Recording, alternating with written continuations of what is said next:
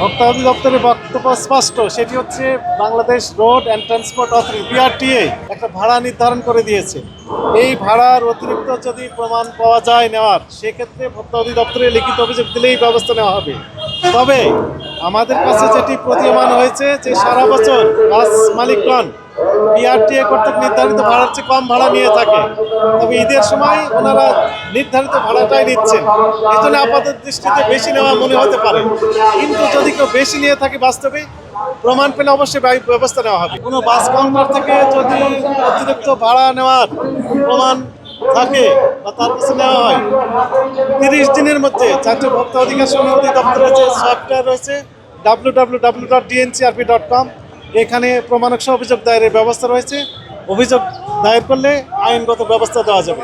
রেক্সন natural glycerine সমৃদ্ধ, জীবাণু থেকে সুরক্ষার সাথে হাতও কোমল রাখে।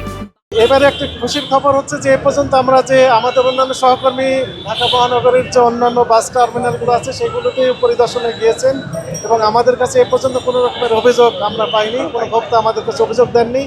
এমনকি আমরা বিভিন্ন বাসের ভিতরে উঠে গিয়েছি, সেখানে প্যাসেঞ্জারদেরকে জিজ্ঞেস করেছি যে আসলে অতিরিক্ত ভাড়া নেওয়া হচ্ছে কিনা। তারা বলছেন যে না, আগের যে ভাড়া ঠিক সেই ভাড়াই নেওয়া হচ্ছে। ফলে এ পর্যন্ত দৃশ্যত কোনো রকমের অভিযোগ আমাদের কাছে নেই। তারপর আমরা সুমোটোভাবে প্যাসেঞ্জারদের কথা চিন্তা করে, ধর্মক মানুষের কথা চিন্তা করে তারা যেন স্বাচ্ছন্দ্যে নির্ধারিত বিআরটিএ কর্তৃক নির্ধারিত যে ভাড়া, সেই ভাড়াই যেন তারা বাসায় পৌঁছতে পারে নিরাপদে। এই জন্য আমরা তদারকিমূলক যে কার্যক্রম সেটি আমরা অব্যাহত রেখেছি। ঈদের আগদিন পর্যন্ত আমাদের এই কার্যক্রম চলমান থাকবে।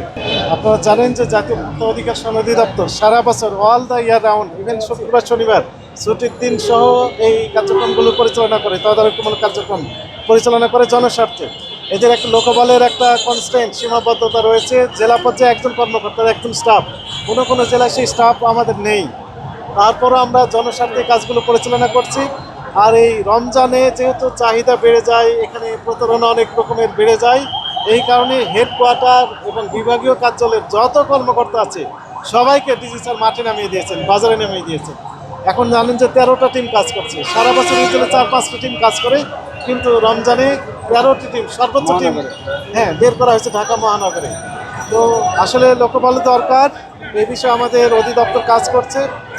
আশা করি পরবর্তীতে আমাদের লোকবল যদি বেড়ে যায় তাহলে আমাদের টিমের সঙ্গে আরও বাড়ানো সম্ভব হবে, জনগণ উপকৃত হবে। মহাপরিচালক মহোদয়ের নির্দেশনা মোতাবেক আমরা আজকে সায়দাবাদ বাস টার্মিনাল এবং আরামবাগ বাস টার্মিনালে বিভিন্ন টিকিট কাউন্টারগুলো তদারকি করছি। আমাদের মূল উদ্দেশ্য যাতে যাত্রীরা ঈদের সময় স্বাচ্ছন্দ্যে এবং নির্ধারিত যাতায়াত করতে পারে সেটা নিশ্চিত করার জন্য আমরা তদারকি করছি। বিভিন্ন বাস কাউন্টার তদারকি করে আমরা দুটি কাউন্টারকে 2000 টাকা অর্থদণ্ড প্রদান করেছি মূল্য তালিকা না থাকার কারণে, এবং বাকিদেরকে আমরা সতর্ক করেছি এবং সচেতন করেছি তারা যাতে সামনে যথাযথভাবে মূল্য তালিকা প্রদর্শন করে।